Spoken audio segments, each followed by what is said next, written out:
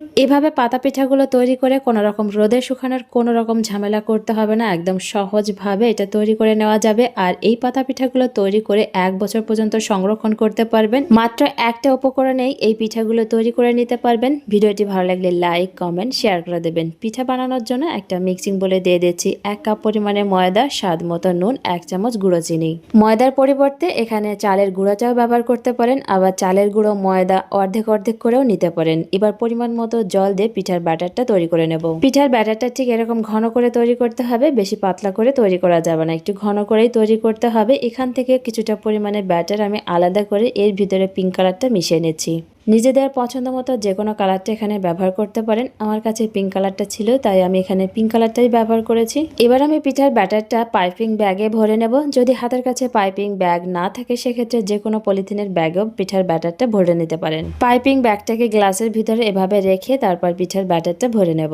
এভাবে পাইপিং ব্যাগে 2টা পিঠার ব্যাটার আমি 2টা পাইপিং ব্যাগে ভরে নিয়েছি। এই পিঠাগুলো বানানোর জন্য আমি কাঁঠালের পাতা ইউজ করব। কাঁঠালের পাতাগুলো ধুয়ে পরিষ্কার করে জলটাকে একদম একটা সুতির কাপড় দিয়ে মুছে নিয়েছি। এবার কাঁঠালের পাতার গায়ে একটু তেল লাগিয়ে নেব। পাইপিং এর ব্যাগটাকে এভাবে কেটে নেব। পিঠার ডিজাইনটা সরু মোটা যেরকম করে রাখতে চান সেই হিসাবে পাইপিং এর ব্যাগের মুখটা কেটে নিতে হবে। পাইপিং ব্যাগের মুখটা যদি সরু করে কাটা হয় তাহলে পিঠার ডিজাইনগুলো সরু হবে, যদি মোটা করে কাটা হয় তাহলে পিঠার ডিজাইনগুলো কিন্তু মোটা হবে। কাঁঠালের পাতায় এভাবে আমি পিঠার ডিজাইনটা করে নিচ্ছি। নিজেদের পছন্দ মতো যে কোনো পিঠার ডিজাইন করতে পারেন। পিঙ্ক কালারের যে ব্যাটারটা তৈরি করেছিলাম সেই ব্যাটারটা দিয়ে সাইডে এভাবে ডিজাইন করে দিচ্ছি, তাহলে এটা দেখতে অনেক বেশি সুন্দর লাগবে। আমি এখানে একটা পিঠার ডিজাইন তৈরি করে দেখিয়েছি, চাইলে যে কোনো পছন্দের ডিজাইনটা তৈরি করতে পারেন। কড়াইতে জল দিয়ে ছিদ্র করা থালা দিয়ে দিয়েছি। এবার এই পাতা পিঠাগুলো এভাবে দিয়ে এটাকে ভাপিয়ে নেব। এভাবে পিঠাগুলো ভাপাতে বেশি সময় লাগে না, 15 থেকে 20 সেকেন্ডের ভিতর পিঠাগুলো ভাপানো হয়ে যাবে। এক একটা করে পিঠার ডিজাইন তৈরি করেছি আর এক একটা করে আমি পিঠাগুলো ভাপিয়ে নিয়েছি। পিঠাগুলো ভাপিয়ে নেওয়ার পর এটাকে ঠান্ডা করে তারপর পাতা থেকে এভাবে ছাড়িয়ে নেব।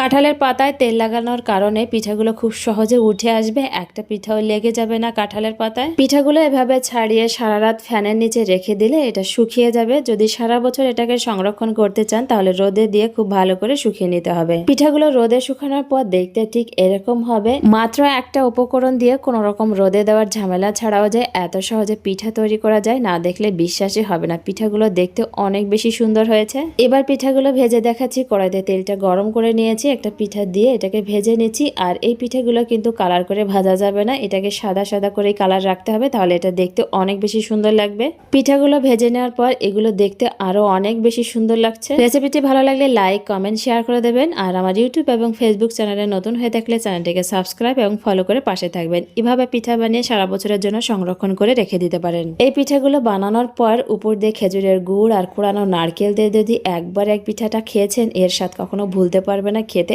এতটা বেশি মজার লাগে, বাড়িতে অবশ্যই একবার ট্রাই করতে।